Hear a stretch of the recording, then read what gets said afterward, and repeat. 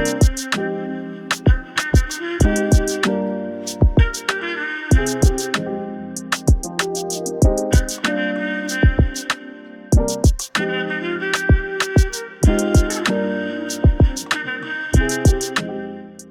everyone. This is Tim Ney, Chief Executive Officer of Catholic Charities CEO Riverside, and I'm here with County Board of Supervisor Riverside of District 1, Jose Medina. Supervisor Medina, we're excited to have you.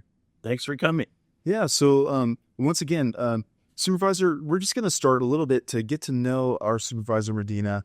So tell us about where you're from, your family. Yeah. Well, my family came to California from Panama. My father was first a student here in California. He actually came in 1948, graduated college at San Jose State in 1953. And I spent my first 4 years of life in Panama. My father and my went back. Now, did you have a big family? I'm the oldest boy of 4 children. Okay, so I had 7 in our family, Catholic family. Yeah. Right, so of 4 children and 4 years in Panama, and then what was that like coming to the U.S.? So 4 years in Panama, and so when I was 4 years old, we moved to California, back to California, and my childhood in Ojai, Southern California, was great. Learned English in kindergarten, and then spent 8 years at St. Thomas Aquinas Elementary School. Oh, I love that. And then so from there, from elementary school, and did you and your brother or sister, were you the youngest or older? Well, we're the oldest. My sister and I are the 2 oldest. And my sister had a little bit more of a hard time with English than I did because she started in first grade. I was going to ask you about the challenges of the family. Did your mom, dad face any challenges adjusting? Well, sort of thing. I remember growing up and living in a street where there was a family that spoke Italian, a family that spoke French, a family that spoke German, and a couple of families that spoke Spanish. So it was a great community, and I think being a part of the parish of St. Thomas Aquinas was very helpful. That's fantastic. I mean, we were talking earlier, and you talked about when people move, they search for a school and a church. A school and a church, right? Where are they going to belong? And having that deep connection. So and then what happened next for you, high school and stuff? So high school, funny enough, we went back to Panama. I started in 9th grade at Villanova, but in the middle of my freshman year, my father decided to move the family back to Panama, where we had more relatives, and I finished high school in the Panama Canal Zone. No kidding. So it's good to be with family. And now, what was that like? You're in America. Now you're back in Panama. That's a very interesting story. Well, it was, again, all new to me, having left when I was 4 years old. I kind of had to relearn Spanish, but I was surrounded by family and had a great experience living in Panama and going to schools in the Canal Zone. Just so I know, were you playing sports in Panama or activities like this? I did, sure. I played football, where I did the best. I tried it for American football or American football. Oh, really? I was a linebacker in my senior year. We were undefeated. You better watch out. The supervisor's a former linebacker, and that's pretty fantastic. Yeah. So I played American football and not soccer. Okay, fantastic. Okay, and so you're in Panama, and then what was your father doing for work and the family and that sort of thing? My father was working for the Panama Canal Company, and he was a civil engineer.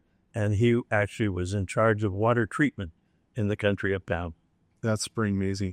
And so at some point you decided to transition back. Now, was that you and the whole family, or you came back to the States? So I came back to go to college in 1971. Okay. And I actually started at Purdue University in Indiana, West Lafayette, and spent 2 winters, 3 semesters in West Lafayette.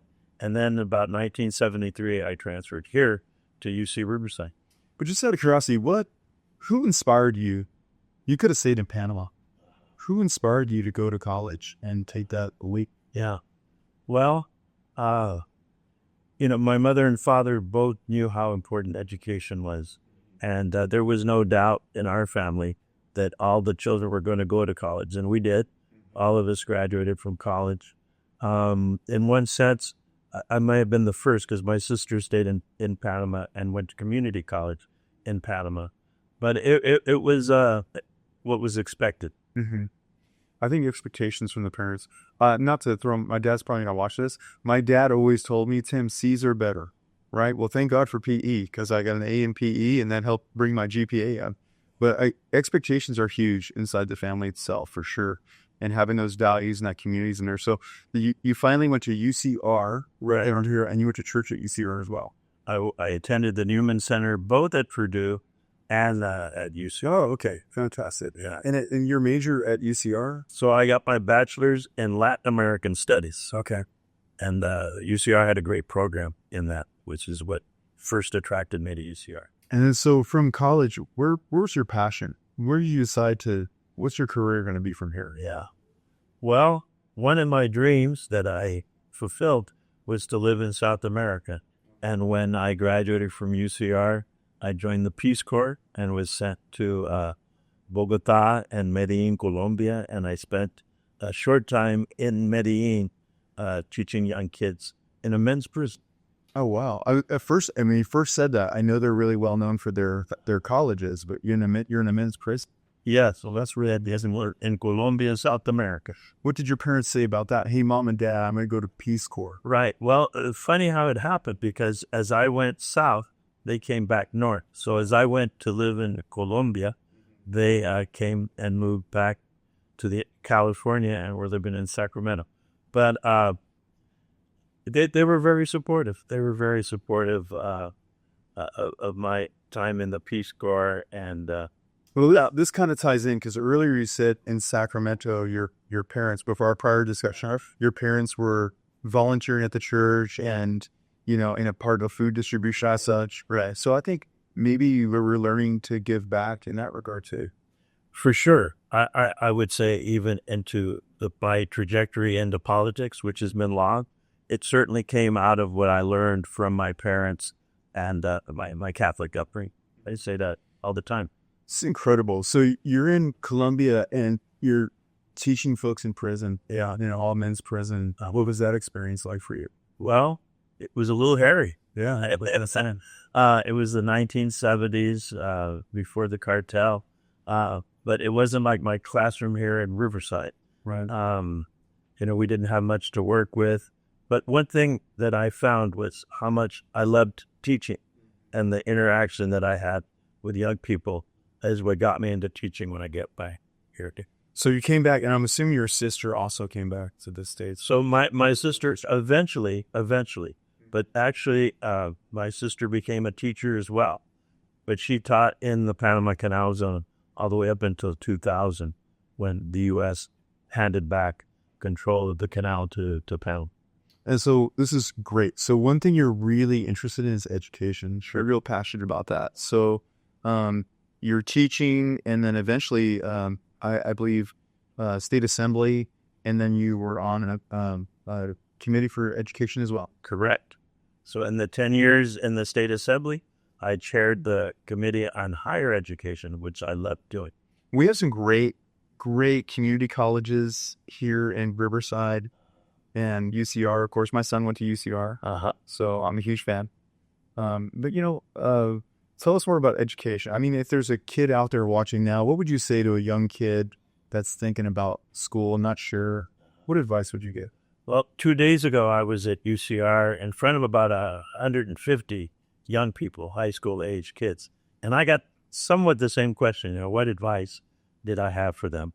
And I gave two pieces of advice. One, to follow your passion, and that would never lead you wrong. And the other is to get as much education as you can. I mean, I'm still in school. I'm going through a leadership program right now at USD. I'm wondering how I'm doing it, working full-time and school, but it can be done. And, I really respect the fact that education does open doors for sure. So that's really something wonderful. And we at Catholic Charities, we're focused on career advisory. We were talking about this earlier, which does fully welcome also working together with the community colleges, because there's lots of great programs out there. Even if you don't want that 4-year degree or a master's or a doctorate, you can go out and learn some of the trades. As a high school teacher for many years, I know that the 4-year college isn't for everybody. So there has to be opportunities, and there are right? In the trades, in the building trades, whether it's electrician, carpenter, those are all great paying jobs that don't require going to a 2-year or 4-year college. I just have to ask you this question. So here you are, 4 years old, coming to the United States. Did you or anyone in your family ever think of you being in state assembly and then eventually county borders? It's a heck of an achievement. Well, I don't think anybody ever thought of that. I didn't. But again, the idea of service was always within our family. The priest who gave me my first communion happened to be my mother's brother. Oh, my uncle, a Jesuit priest, gave me my first communion. So the idea of giving back, as you said, Tim, and being of service was always present in my family. And still today, this service. So, county boards, state assembly for 10 years and on the education board, and then your transition over to county board of supervisors. What's that been like for you? It's been a good transition. For 10 years, I flew up to Sacramento every week. I would fly up on Sunday, come back on Thursday evening, and now I get to stay home, see my wife more often, and I think I have a 10-minute drive to be here.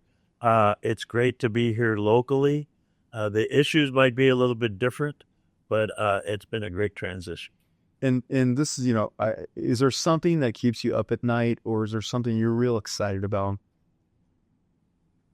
I would say excited about is how we improve, right? How when I go into some of the unincorporated areas and see that there's a lot of need, I think that me and my staff, we look to see what can we do better? How can we improve their conditions there?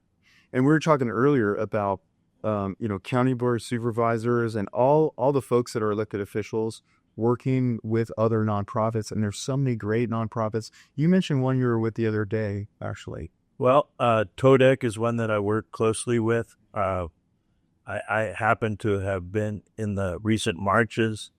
Immigration is something, being the son of immigrants, that I also have a passion for, and want to make sure that I, as county supervisor, and the county does everything we can to help those folks who need our help right now. And there's a lot of folks. I mean, there's a lot of folks in the Inland Empire and Riverside alone. It's amazing what I learned, because I've been to 28 countries as a U.S. Marine, and from San Diego. And San Diego is like a big, small town. You get to Riverside, and it's vast, and there's so much diversity as far as being close to the city and then the rural areas, like you mentioned. So the need is really great, and that's why we're so grateful to have a moment with you to share about all the great nonprofits that are out there, and also some of the work that we're doing with the support of Bishop Rojas, Archbishop Rojas. So pretty fantastic stuff going on as far as reaching out to folks. Well, I look forward to working more closely with Catholic Charities, and I'm glad that you're here today. Yeah, so just we don't want to let you off the hook so fast. All right. So I think the story is so interesting that you're actually in Panama twice, and Peace Corps, and your journey through service. You've been serving the community for a long time. That takes the support of a family too. So tell us about that. Your whole family being engaged in the process. Yeah, I do think that all my brothers and sisters, they're not, they share that same values that I do of being of service. My mother and father certainly did, and the extended family. Have lots of cousins still in Panama. Oh yeah, and I think they're proud of the work that I'm doing here in California. So in your journey to where you are today, you must have had some challenges you personally faced. What would you say to somebody in our community in Riverside who's struggling? What advice would you give them? Well, I also left this with the students a couple of days ago. That sometimes things didn't happen at right away, and I tell this story, which is my story, that it took me 3 times to get elected to the state assembly. It was only my 3rd try that I got elected successfully to the state assembly.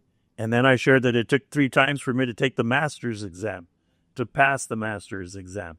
So I guess in life, don't give up, right? Don't give up.